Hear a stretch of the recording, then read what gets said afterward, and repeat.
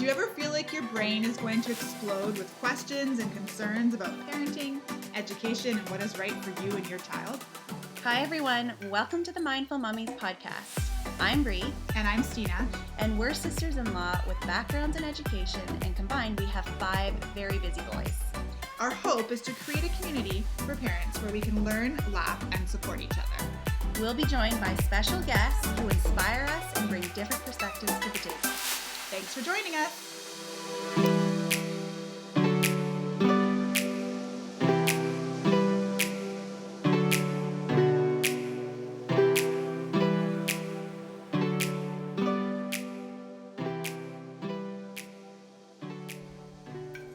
I'm thrilled and honored to have Misty Paterson on our podcast today. I have known Misty as a friend, colleague, and mentor for the past 6 years. From the minute I met her, I knew we would be friends. Misty is kind, generous, creative, and incredibly inspiring. We first met when she offered her time to come in and mentor my colleague and I, who were about to teach kindergarten for the very first time.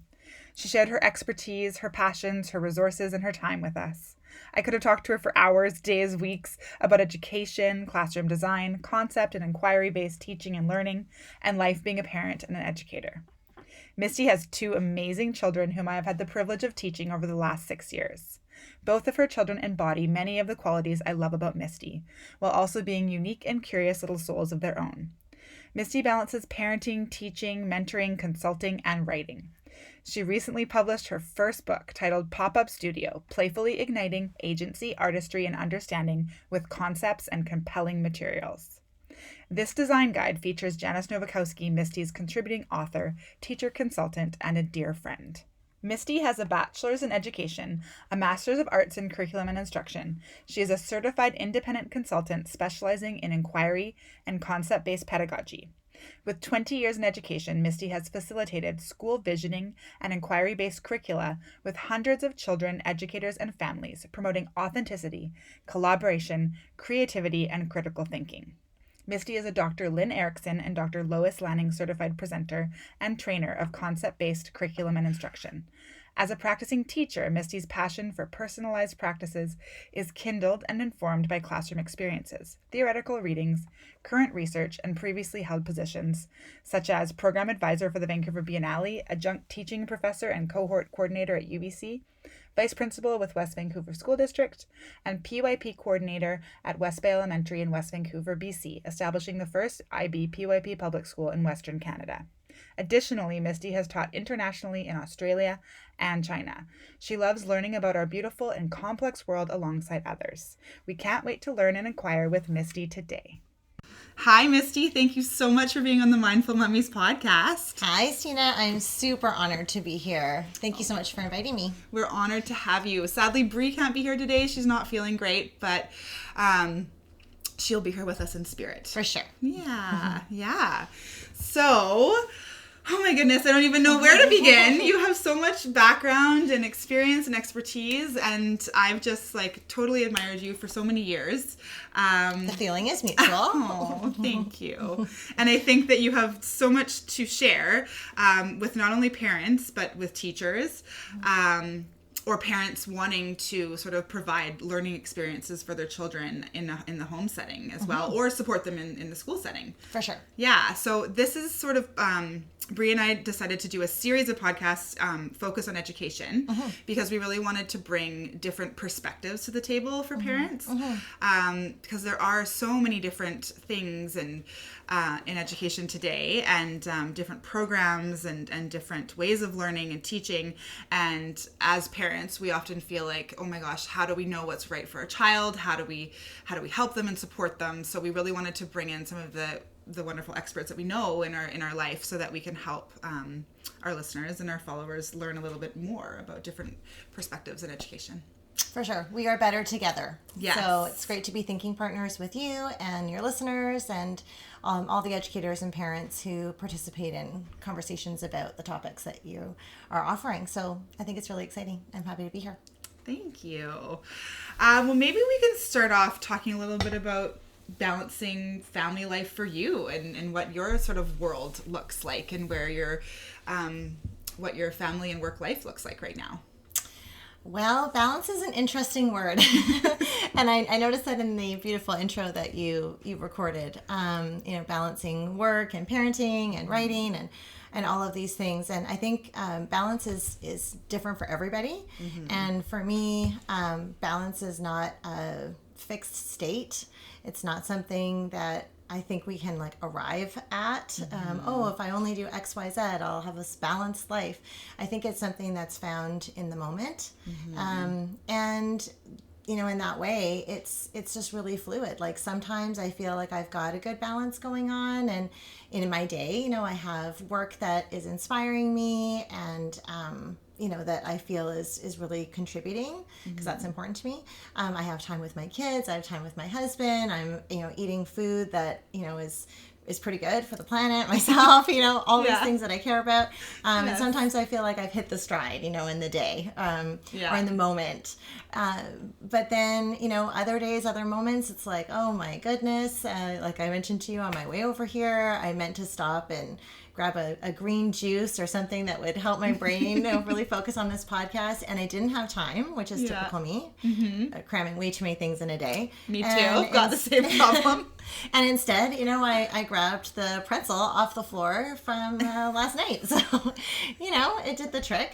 Yeah. So again, is that balanced? Different people would answer that in different ways. So I think... I think it's complicated. I think most things in life are complicated, but also simple. Yeah. And I think, that's the other piece for the balance is I feel like I'm more balanced when I am living in alignment, when I have some clarity about what's important, and I feel like the actions that I'm taking are in alignment with that. So I think that's, I don't know if that resonates with your listeners, but... Yeah. Definitely. When you kind of know what you want and you're able to sort of feel like you're working towards it, and if you're realizing it, that's even better. But I think that goes a long way in feeling that notion of balance. Definitely. Yeah. So you right now teach in a school as well. So you teach children, and then you also teach adults through your consulting. Yes. And then you're also a writer.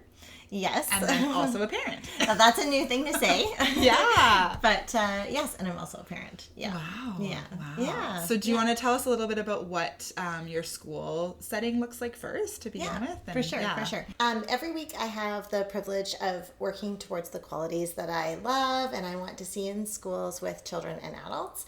Qualities like thinking, curiosity, service, joy. Specifically, 2 half days a week, I work as a public school classroom teacher. Yeah. I get to work with grade 7 students, 60 to be precise, teaching career education. Awesome. And then 40 grade 2 students teaching here in BC what we call applied skills design technology. So with the grade 7s, I get to wake up ideas around leadership and volunteerism, community, personal strengths and passions. It's so awesome. Yeah. And I feel that the best way to do that and to think about those ideas is actually by doing project work, doing service work, or what educators who are listening might call service learning.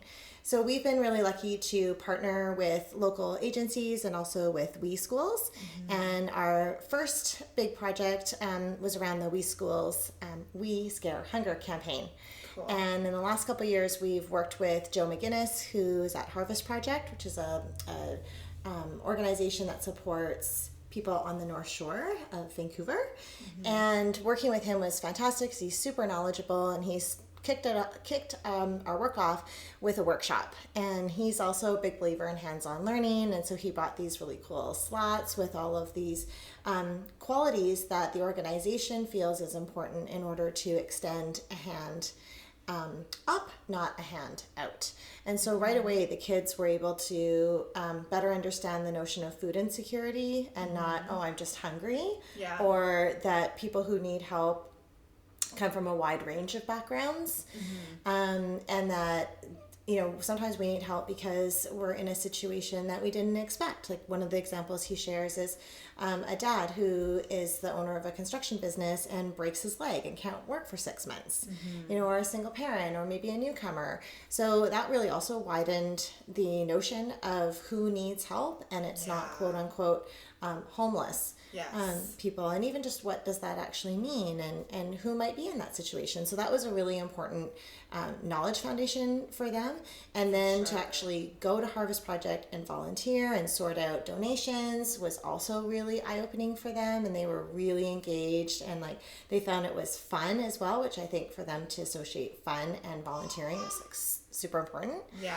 And then they had to do a lot of the behind the scenes pieces to a campaign for their own campaign, which was a food drive at the school. So they had to market the campaign with social media and posters. They had to send letters home to parents. They had to keep teachers informed via a weekly newsletter. They needed to do designs for the collection boxes and put those outside of classrooms. They needed to go to classrooms and market it face to face. They had to bring in the donations themselves. And in the end, they ended up renaming the campaign, which was really cool.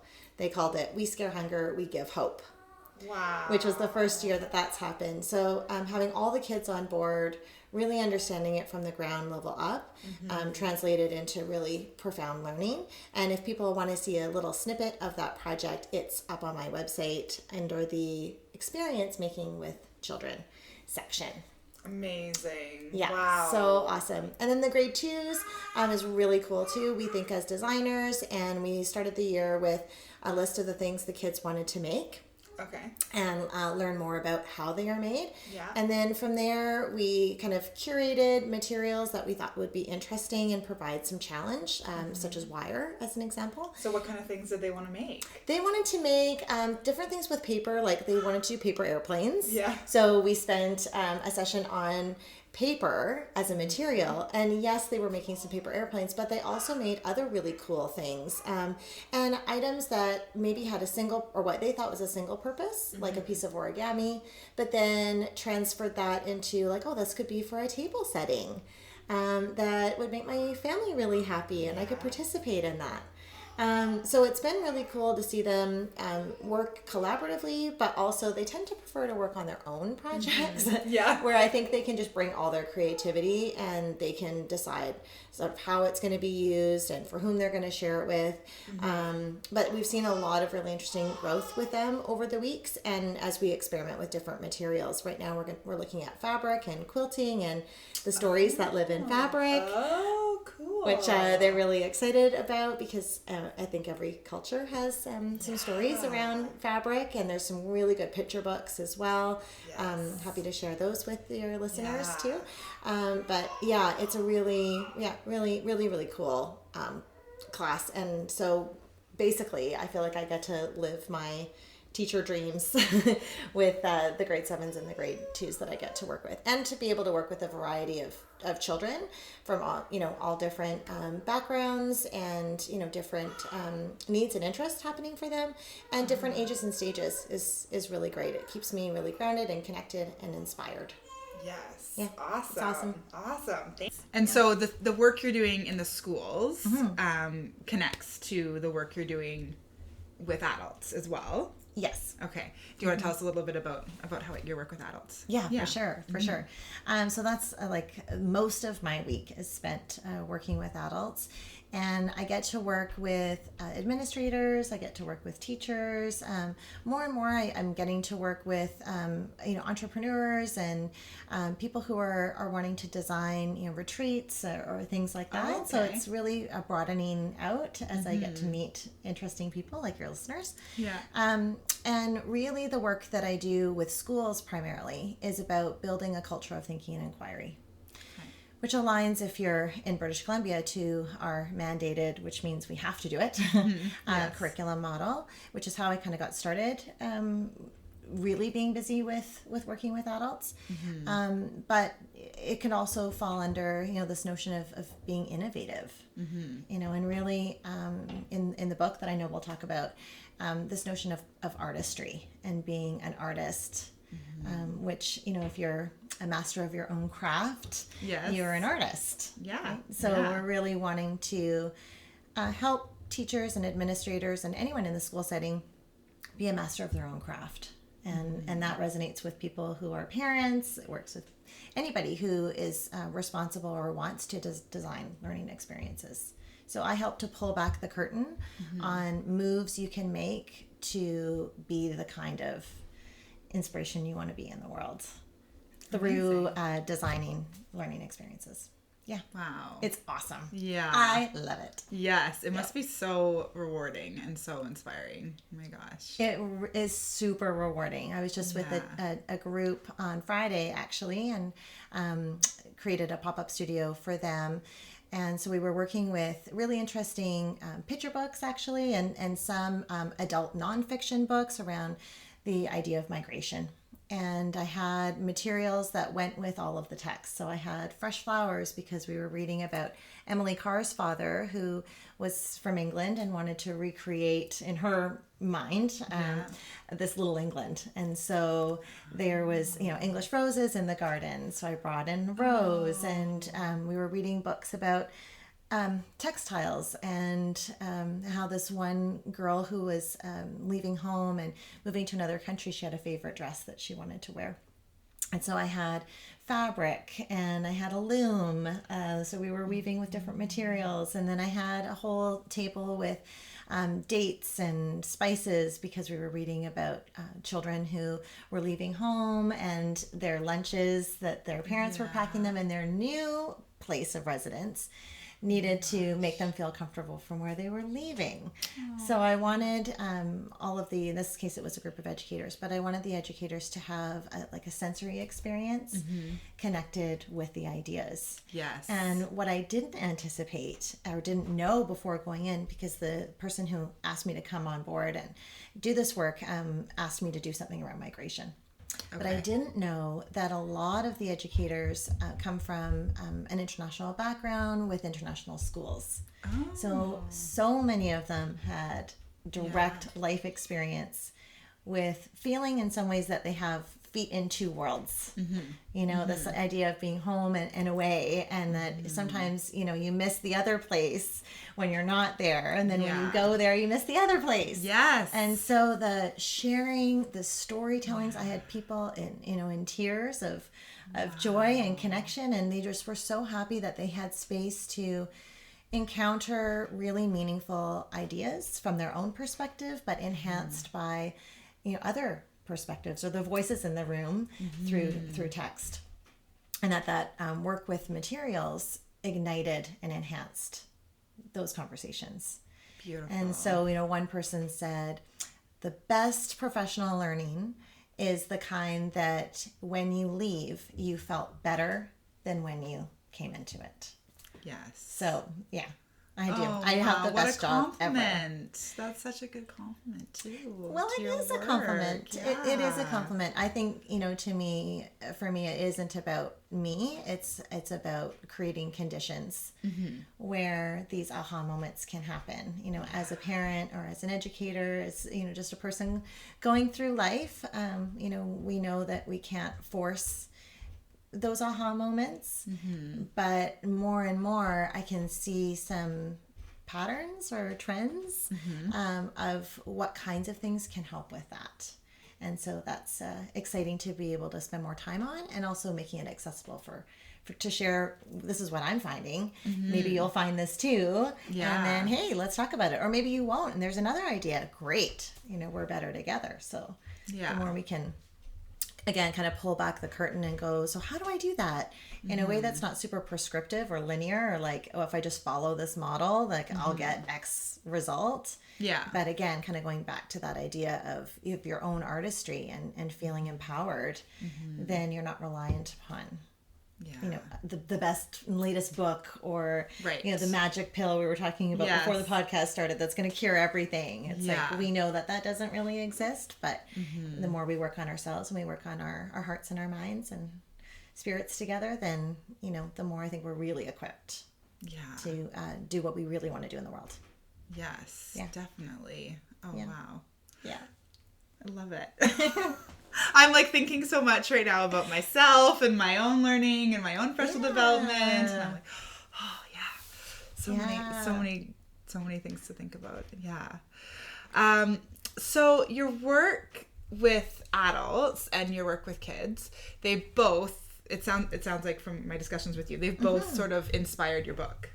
For sure. that you wrote. Totally. Yeah. So can you tell us a little bit about how Popup Studio came to be? I mean, I know a little bit, but tell our listeners a little bit about it. And also my experience being a parent. Like if I, wasn't a parent, this book wouldn't have come about either. Yeah. And if I hadn't worked directly with Janice Novakowski, who's the contributing author of this book, it wouldn't have happened either, or support of so many people. My husband, was a huge supporter. There's no way this book would have happened. But, I guess to get clear on your question and to answer that more succinctly, what I have found is that a few different things. One, when learning is hands-on, it generally works for everybody. And I see that time and time again. Yes. And so, what's going on here and how can we amplify it? Or, I don't want to say the word replicate because it sounds like you just kind of like do something and then do it over and over and over again. Yeah. But again, kind of going back to this notion of conditions, what are some of those pieces that if they're in place, something good's going to happen. Yeah. And that hands-on or interactive piece, I really feel something good's going to happen. That's, sticky learning, right? We see it with young children all the time. Their hands are in things and, or in an early learning environment, there's lots of stuff to do. And that can be traced back. We could have a whole philosophical chat about where those ideas come from, whether it's, Montessori or Reggio, or even before that, those two, paradigms or movements came to be. So that's a big aspect of what inspired this book to happen. Okay. With that hands-on piece and the experience of being able to move and interact with materials, the other piece that really inspired this book and my work is doing the Lynn, Erickson, Lois, Lanning Institute for Concept-Based. And that was a huge eye-opener, although, and we both have an IB background, that's International Baccalaureate for your reader or your listener, sorry. But there's a strong aspect of concept-based curriculum and instruction that comes into that program, as you know. Yes. And so for me, I really wanted to get a way clear understanding of what really is that and like what does it mean to me and where are the challenges and tensions within that work. So I spent 8 days, long hours thinking a lot about big ideas that transfer time, place, and situation.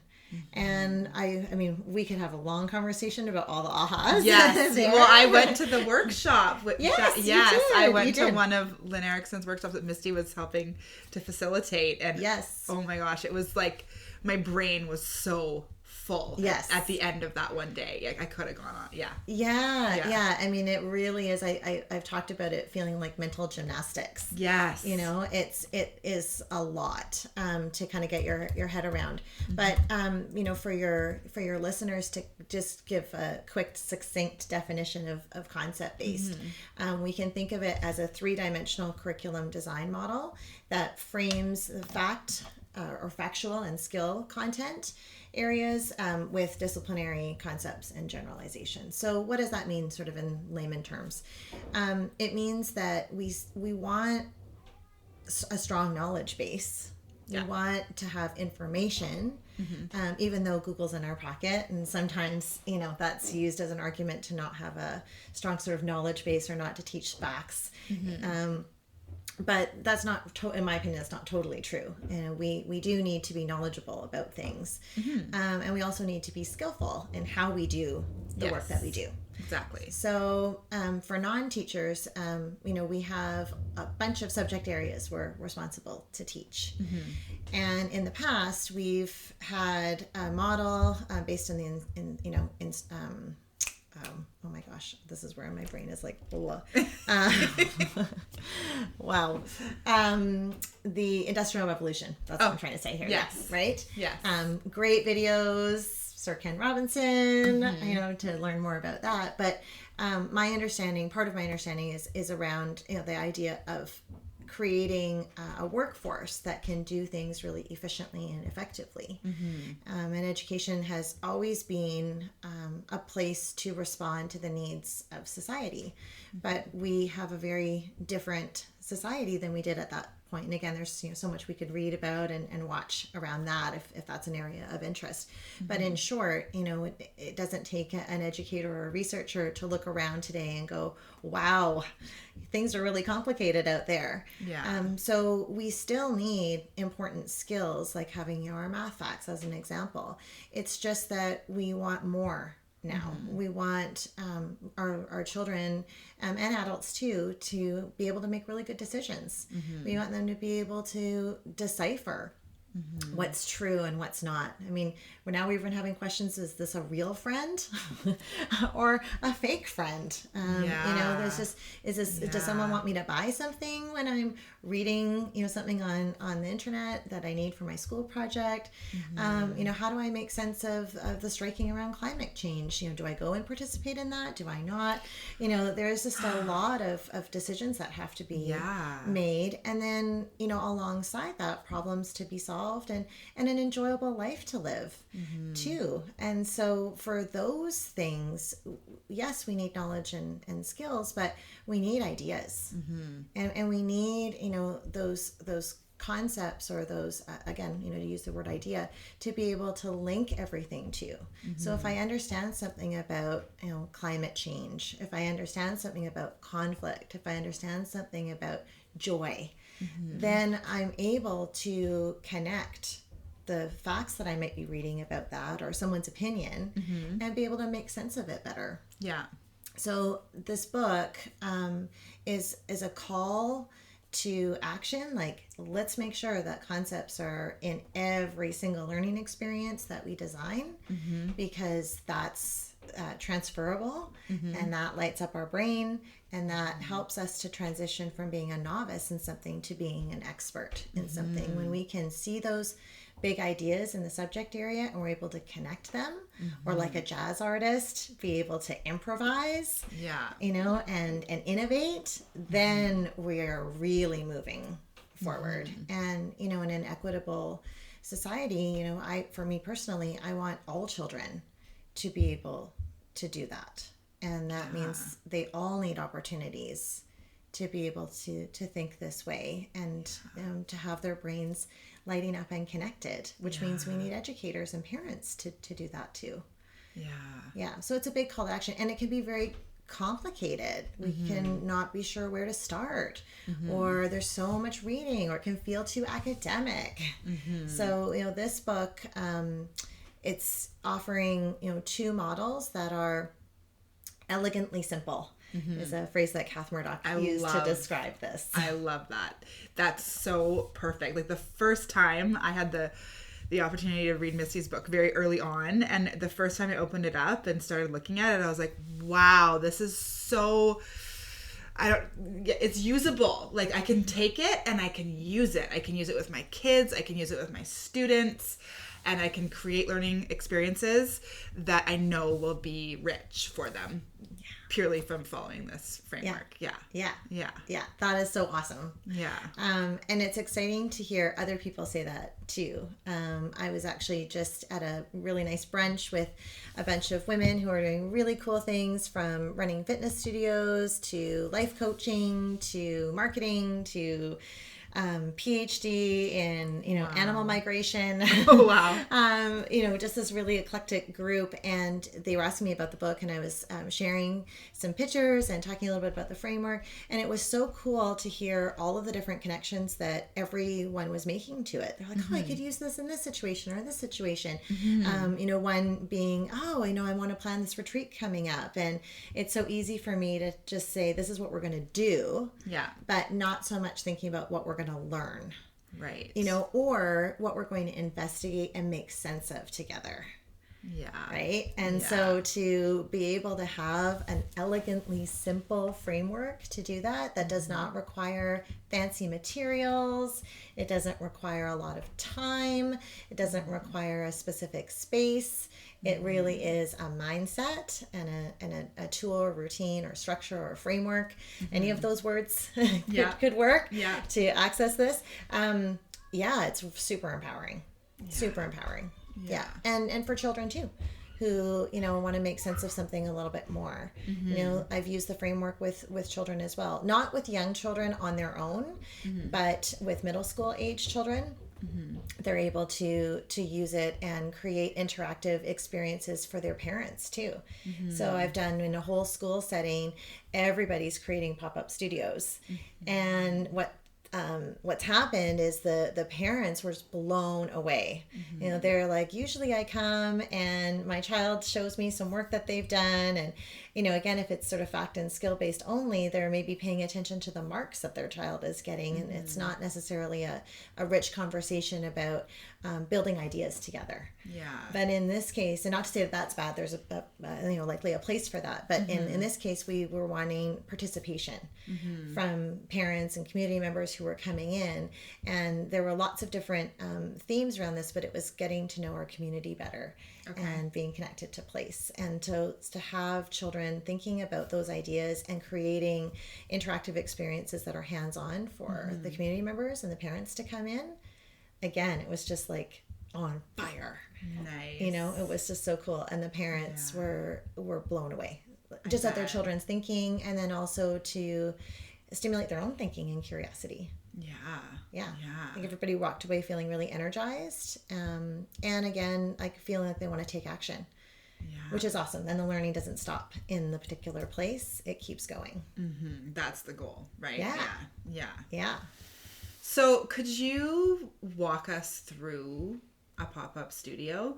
Maybe we did a few polls on our Instagram page, and we learned from our followers that a lot of their children are sort of ages preschool and primary, like kindergarten to grade 3.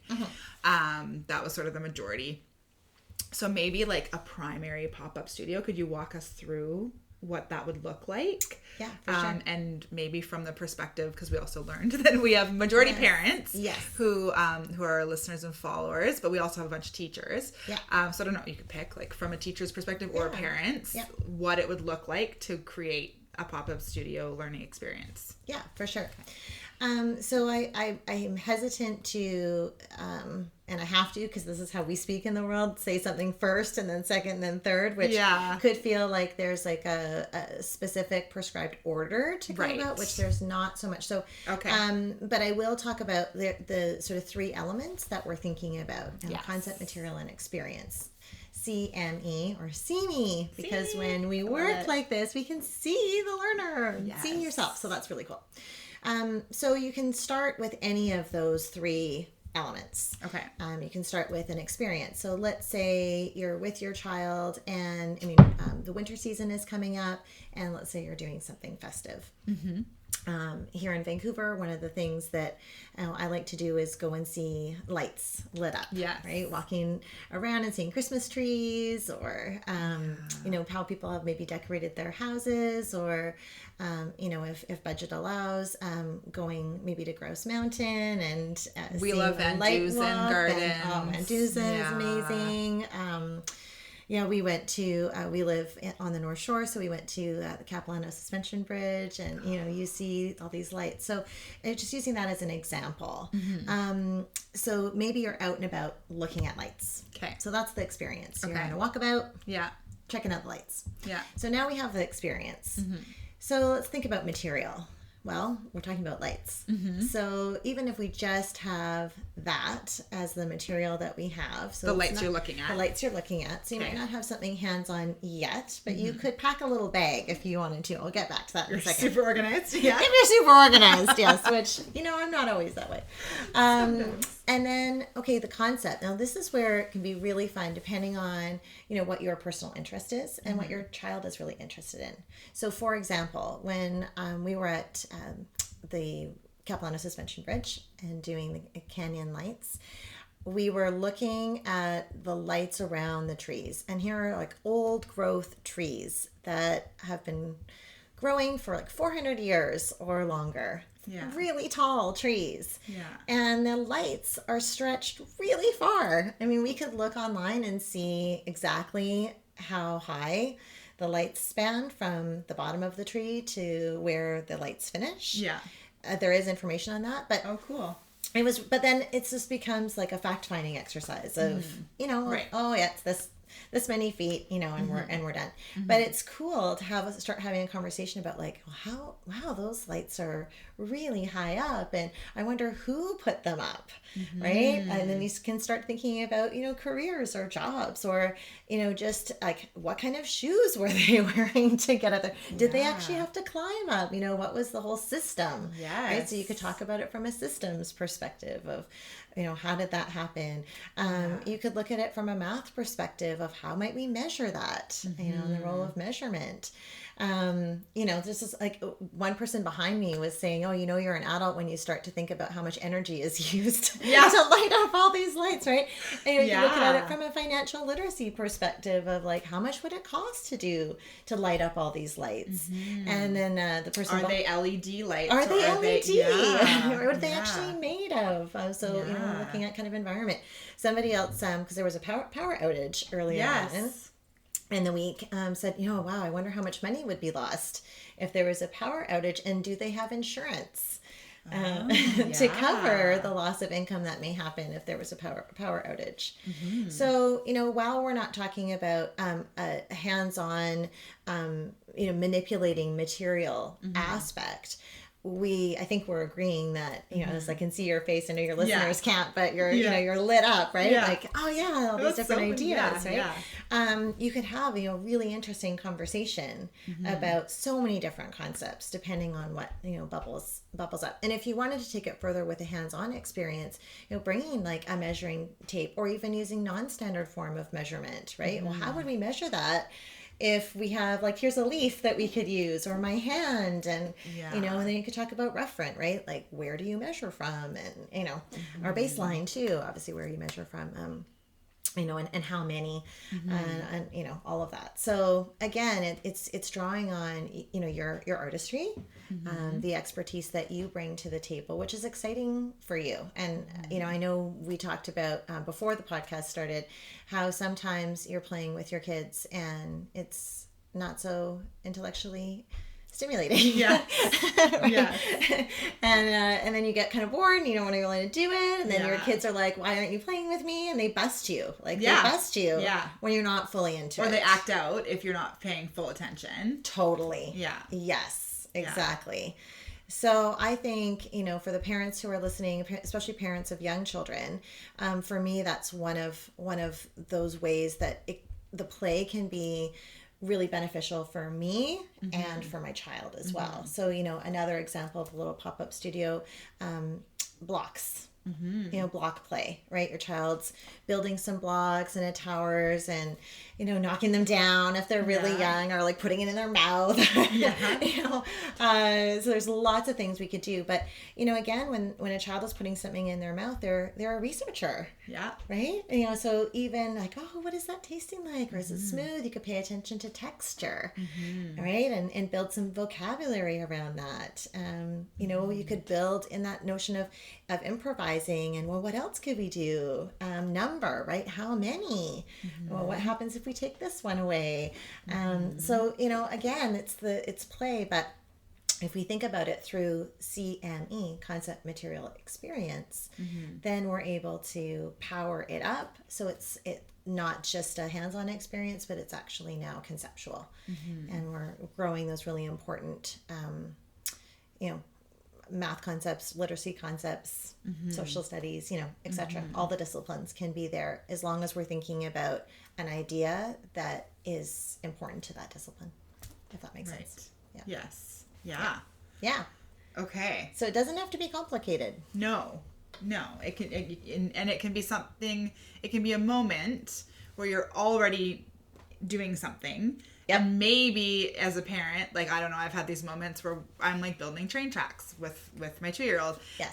And he's super into it. And I'm like, oh, but I'm just going to go. And like, I want to go rotate the laundry or check my email. Yes. And I'm like, no, stay and play with him. But you're losing interest. Yes. So it's a moment you're already in, and you're like, okay, how can I engage myself and engage my child and make this a learning experience? Totally. Yeah. And in that case, with the train track example, you know, you're building train tracks. There's, you know, the experience. Yes. You've got the material. It's your actual, you know, train tracks that you're putting on together. Yeah. And then, you know, the concept, you know, could be, you know, distance. It could be storytelling, right? Or it could be problem solving.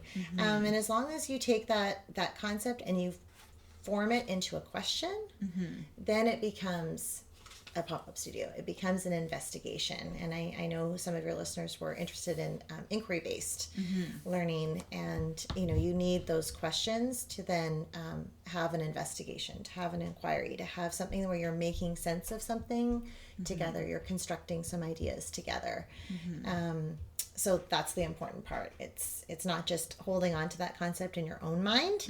It's articulating it, using the vocabulary, and shaping that into a question so that you and your child can be meaning making together. And it's not a question that you already have the answer to. It's like a genuine question or an authentic question of, you know, I wonder what would happen if. Right. So I think we call it sometimes in education world deep thinking questions, or what's the word? I'm rich questions, or the questions that allow you to think, that lead to more questions, right? Totally. That don't like just those have open-ended a yes or no questions. answer. Exactly. Or the between the line, you know, off the line kind of questions. Yeah. They can't be, you know, fact-based. I mean, that is a type of inquiry. We were talking, you know, before about Judith Lindfors has a book called Children's Inquiry, and she talks about different types of inquiry, 2 different types. And one, you know, is that fact-finding type of question, like, Mom, what time's dinner? Right? Technically, that's an inquiry, but it isn't an academic inquiry. No. It isn't the generative kind of inquiry that's going to help us make sense of an idea that then can transfer to a different situation. Right. So if we're building the train track and we're talking about stories or what's going to happen next, and we're talking about sequence, that idea of what's going to happen next is important in so many other events or situation that your child is going to encounter, and will be helpful for them to get to know. Yeah. Awesome. I know in your book too, there's a lot more detail. You go into a lot more detail. For sure. But you talk about the 4 A's. Yes. Is that something you could tell us a little bit about? For sure. Yeah, for and sure. how it connects to the CME framework. Yeah, definitely. Okay. So the 4 A's is an assessment tool, for lack of a better word. And I came to know the 4 A's because I think of them as, you know, my critical thinking partners. I came to know the 4 A's through my work as an adjunct teaching professor and faculty advisor at the University of British Columbia. And I had an amazing supervisor there who was my master's supervisor, Dr. Ann Phelan, who is responsible for bringing that lens of inquiry into teacher education in a really formalized way with her colleagues. And she was offering you know, these single sort of concepts to really help power up investigations. Or, you know, academic inquiries. Like, so for example, one of the things she talked about was, you know, is it really genuine to the learners? Is it authentic? Yeah. And so as I got to know, you know, these ideas, I really wanted to streamline them in a way that I could internalize. And again, you know, building my artistry where I'm not having to, where's that book again? Or like, what's the list of questions I'm supposed to ask? But I could actually hold ideas in my head that would be really helpful to the learners that I'm working with, and to myself as well, to deepen my own practice, deepen my own thinking about things. So the 4 A's are abundance. So that's the idea of being able to look at things from multiple perspectives. The idea of turning something that's seemingly trivial or boring, you know, into something that's transformative. Another A is authenticity. So that's about being genuine. That's about being real. It's the work that real people do in the world. That's about realizing relevancy, you know, for your learners and through relationships, like real life relationships and connections, and applications as well. You know, what can I do with this in the real world? Because children know when something is schooly. You know, young children know when you're not really interested in playing with them. They're like authenticity experts. Like their radar is fine-tuned. Right? And they know the same with questions. When you pose a question that it's not really like an authentic question. And they also, you know how to teach or please with questions too. And that's not what we want. You know, again, going back to Judith Lindfors, she has this part of her book where she talks about her teacher wanting to generate interest and honor the learners in the room by asking, you know, what are you interested about the topic at hand?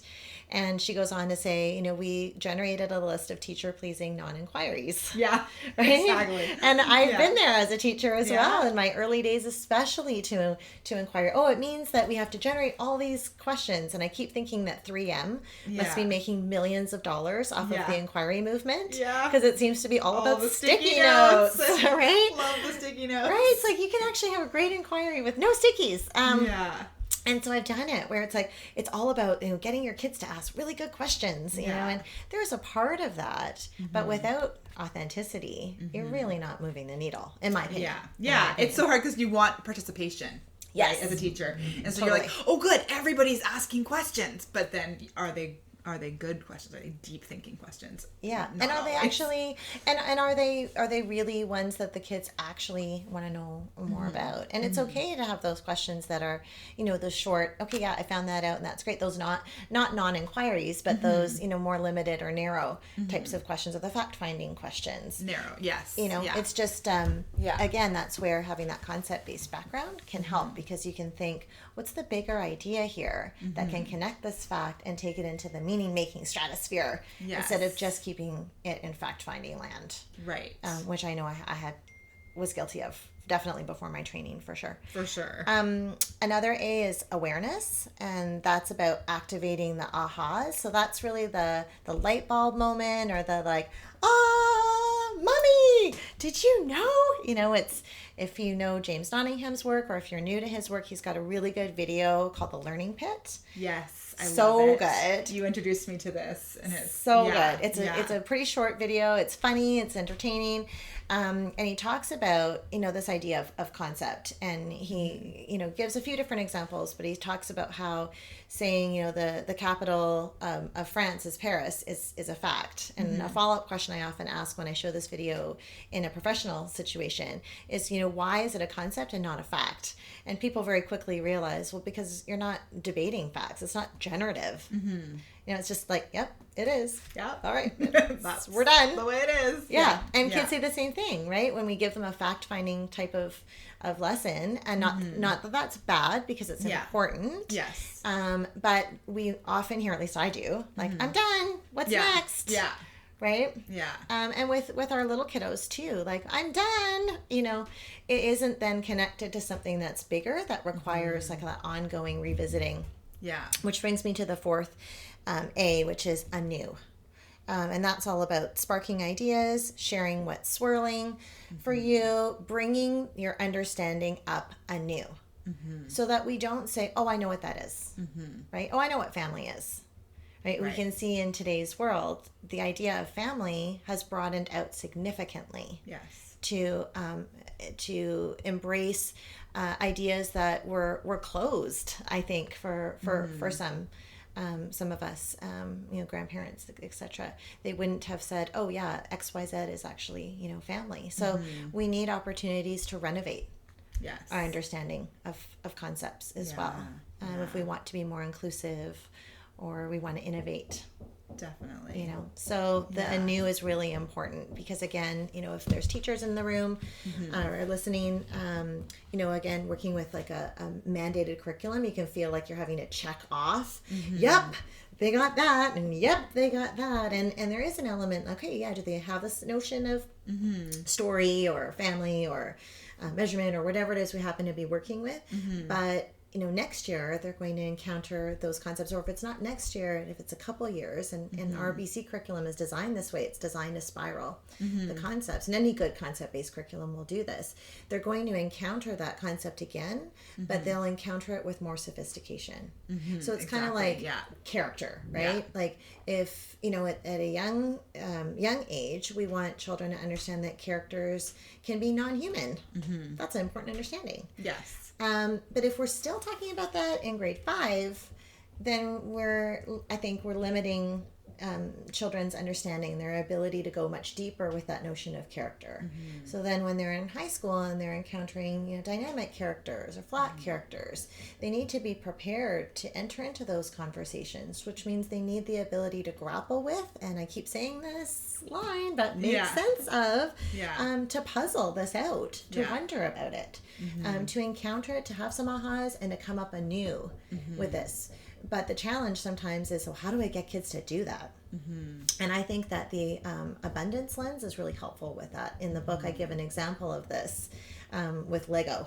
Right? If you're, you have to teach properties of material, your kids just want to build with Lego all the time. How can Lego help to make sense of the properties of material? And we could look at the Lego from, an engineer's perspective, from a maker's perspective. I came across when I was teaching kindergarten, who makes plastic? And I didn't even realize that I don't have a science background.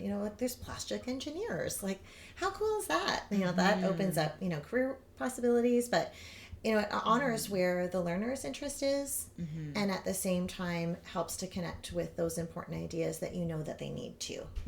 So, all of this is about you. It's about you, the artist parent educator, you, the teacher researcher educator. It's about your artistry, because you really are the most powerful teaching force, teaching element, teaching instrument, whatever word resonates with you, there is. It's not the latest book, it's not the latest app, it's not the latest material, it's you. Yeah. And we need frameworks that are elegantly simple to embrace, to integrate, and be able to use them at the snap of our fingers.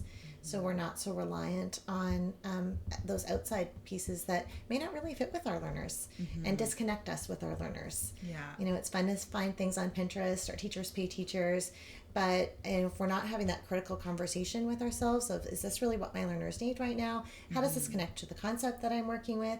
How is this going to help them transfer important understandings later on? How does this fit in an intentional learning trajectory? Yes. Then it may not be the best thing at that time, even though it's fun and it looks beautiful and it's super cool. Yeah.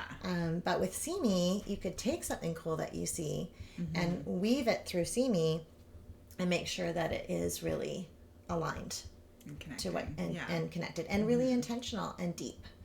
And that's what our children deserve.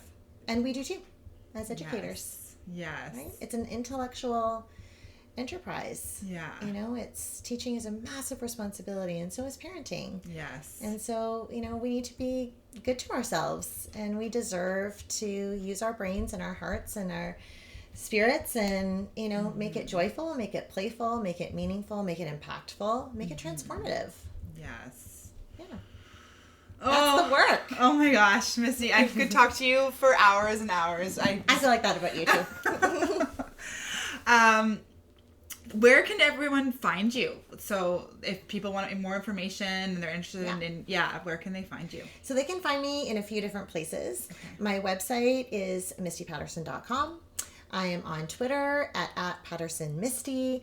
I am on Instagram, although I am going to be more on Instagram. That's one of my 2020 goals. And my beautiful friend, mentor, co-writer, Janice Novakowski takes on our Instagram responsibilities right now. Studio. That's Popup Studio Ed. Ed, yes. Yeah, that's Popup Studio Ed. So all of those ways I am reachable. My email is info@mistypaterson.com. Okay. I love to collaborate, so I really hope to hear from people in any of those formats for invitations to think together, because I keep saying it, but we really are better together. And you truly embody that. Like, I have to say, you are such an amazing collaborator, and it's so effortless to just talk to you about education and learning and everything, life, parenting, anything. Thank you. Well, I love what I do, and I love people, and I love kids, and I think we have a really beautiful world, and I'm going to get all teary, but you're going to make me cry. we have some big responsibilities, and those don't have to be a huge downer. Mm-hmm. They can be an opportunity for us to really come together, to have meaningful, rich, transformative conversations. Mm-hmm. In really playful ways, and I'm very committed to making that happen. So you'll see lots of opportunities coming up with different partnerships, different little pop-ups where you can come and make things, learn more about See Me. Cool. If you want to get the book, there's places to do that too. Amazon. It'll be linked on our website. Perfect. Yeah, it's on Amazon.ca, which was a very difficult process to get it up on there. More on that another time, friends. But it is on Amazon.ca. It is not on .com. Okay. At this point, it's on .ca. It's also available through me, and newly it will be available at Zing Papery, which is a gorgeous gift shop with beautiful products, lots of paper products, but not only paper products, but it's just stunning. You'll always find super great gifts there. Mm-hmm. And that's in the Village at Park Royal. So they will have books after your listeners get this podcast, and you can definitely go pick them up there. Something else to know about the book is that there's a portion of every purchase that goes to child-serving charities. Amazing. And this season we're supporting Kids Up Front, which is a really awesome opportunity for kids to go to life-enhancing events. Things that they would not be able to participate in otherwise. So that might be a sports event or a concert or a motivational speaker. Mm-hmm. And it's made possible through Kids Up Front and donators who have tickets and they can't use the tickets. So it's just such a cool thing. And one of their mottos or slogan is more than a ticket.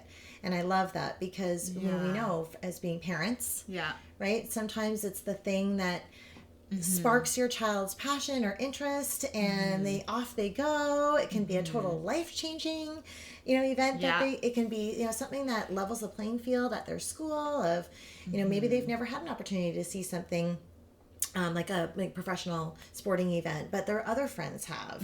Then it creates a bit of an imbalance. So these opportunities are so cool. And in Vancouver anyway, Kids Up Front works with 101 child-serving charities. Wow. From foster parents to just neighborhood houses. It's amazing. Okay, you need to give me that information. We'll link that too. So that's a great place if you wanted to do more support. But just by buying the book, awesome. It's like a win-win. And we'll keep doing that as well. We'll be looking at other charities too. But this season, and we already have 25 kids that we've supported, and I think this week with purchases we're up to about 30. So hopefully by the time the podcast goes, we'll be over 30. Wow. And I'd really like to send more kids, because the world is a better place when we're lit up, and we're tuned in, and we're excited, and we're connected, and we're motivated, and we're feeling good. Yes, it's good to feel good. Yes, so good to feel good. And my newsletter too. Yes, my newsletter. I started a newsletter this month. Got awesome feedback. People are loving it, and it's time for you. YOU. Okay. So the newsletter is broken into 3 sections where you can get inspired by youth. So I talked about Kids Up Front in my last newsletter. Yeah. The O is for offer. So that's where you'll find out the latest offerings. There's going to be some really cool offerings coming up, which I'm excited about. So you'll have to tune into the newsletter, find out more about that. Okay. And then the U is uplifting song and quote. Oh, I like it. Yes. So it's really cool. fun. Okay. It's really fun. And I'm always looking for, content and things like that too. I want to be really responsive.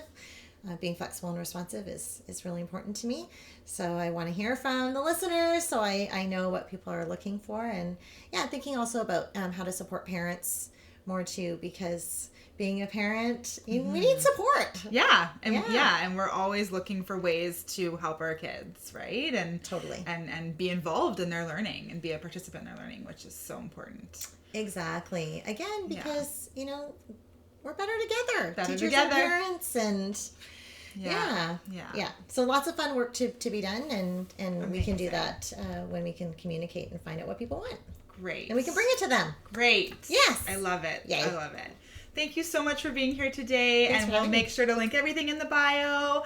And I think we're going to have you on again because I feel like we didn't get to talk enough this time. Well, I hope so. And then people can let us know what they liked and what they want to hear more of, or other areas that we didn't even touch on yet, because there's so many. Okay. Yay.